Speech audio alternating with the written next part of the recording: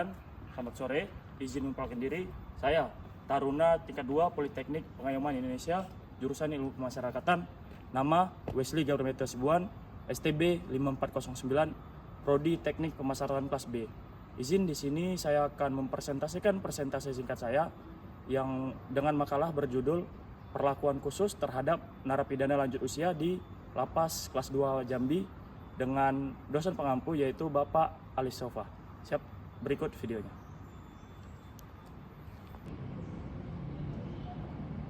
Hal yang membuat saya tertarik untuk membahas makalah tentang perlakuan khusus terhadap narapidana lanjut usia di Lapas Kelas 2 Jambi, yaitu dengan adanya berita di website ataupun di internet tentang peningkatan jumlah narapidana yang masuk di Lapas Kelas 2 Jambi dari tahun 2020 ke tahun 2021, yakni dari 1154 menjadi 1258 narapidana, dengan diantaranya merupakan 27 narapidana lanjut usia yang di dalamnya terkena hipertensi, penyakit jantung bawaan, dan penyakit lainnya yang serius.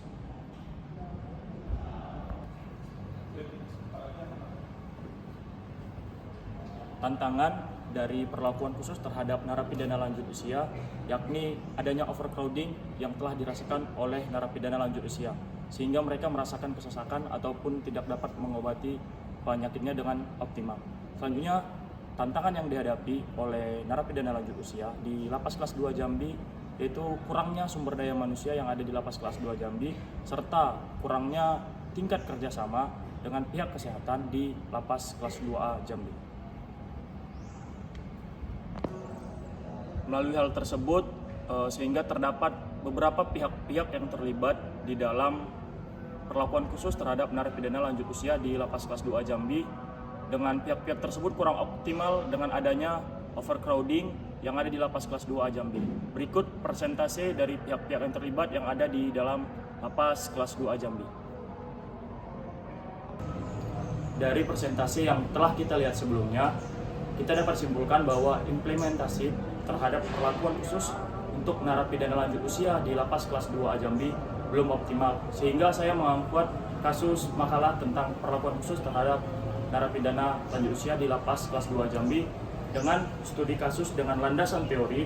Yang pertama, saya menggunakan teori pendekatan berbasis HAM atau Human Rights Based Approach yang menekankan hak narapidana lansia dan kesehatan narapidana lansia. Selanjutnya saya menganut teori kebutuhan khusus dan kerentanan atau vulnerability framework dengan narapidana lansia yang memiliki penyakit kronis gangguan mobilitas yang diampu oleh Bunday et al. 2017. Selanjutnya saya mengampu teori determinan sosial kesehatan. Lalu saya menganut teori dari Nelson Mandela Rules, yaitu standar minimum internasional akses layanan kesehatan. Lalu Permen Kumham nomor 32 tahun 2018 yang mengatur hak, kelakuan, dan layanan wajib bagi narapidana lansia di Indonesia, serta kebijakan dan pedoman lokal sektoral. Dari pembuatan makalah saya mengambil literatur review, yaitu dari bahan berikut. Selanjutnya, analisis dan diskusi. Dari analisis yang saya gunakan, mendapatkan diskusi yaitu jumlah penghuni yang meningkat dari 1154 sampai 1258, terdapat 27 lansia dengan menganut penyakit yang serius.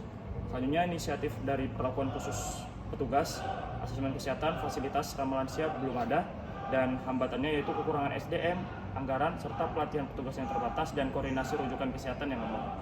Sehingga keterkaitan dengan pembahasan masalah yaitu dengan kita kaitkan dengan teori, yaitu pendekatan berbasis HAM, praktiknya belum ada di Lapas Kelas 2 Jambi. Selanjutnya, kebutuhan khusus, akses layanannya belum memadai. Selanjutnya, determinasi sosial, yaitu gizi, kualitas air, tenaga medis, rujukan dan intervensi medis belum cukup di Lapas Kelas 2 Jambi. Dan penologi rehabilitatif, yaitu program pembinaan ada, namun belum disesuaikan pada lansia di Lapas Kelas 2 Jambi. Dari semua analisis pada presentasi makalah saya ini, kesimpulan yang dapat saya ambil yaitu pemenuhan kewajiban dan hak terhadap narapidana lanjut usia di Lapas Kelas 2 Jambi belum memadai, dikarenakan faktor-faktor yang menghambat, mulai dari sumber daya manusia yang masih belum memadai, kurangnya fasilitas yang ada di lapas kelas 2 Jambi, overcrowding pada lapas kelas 2 Jambi, serta kurangnya koordinasi antara lapas kelas 2 Jambi dengan stakeholder terkait dalam hal ini yaitu layanan kesehatan.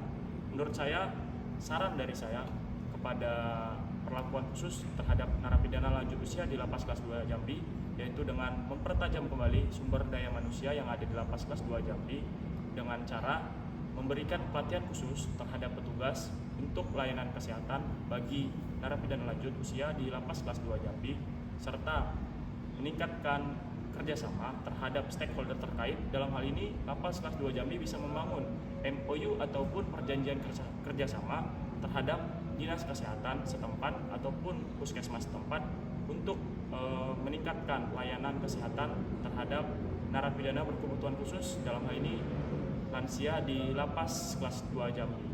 Mungkin dari hal-hal tersebut bisa meningkatkan layanan kesehatan dan hak bagi warga binaan, sehingga pemenuhan hak bagi warga binaan sesuai dengan undang-undang yang tertera, yaitu Undang-Undang Nomor 22 Tahun 2022 tentang Pemasyarakatan serta Permenkum Nomor 32 Tahun 2018, lalu bisa sesuai dengan teori Nelson, yaitu teori hak asasi manusia. Berikut presentasi dari saya. Izin saya meminta maaf apabila ada kata-kata yang kurang berkenan ataupun perlakuan yang berkenan. Terima kasih dan sampai jumpa.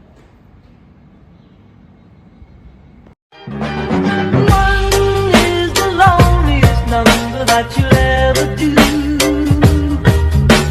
Two can be as bad as one. It's the loneliest number since the number one. One is the loneliest number that you'll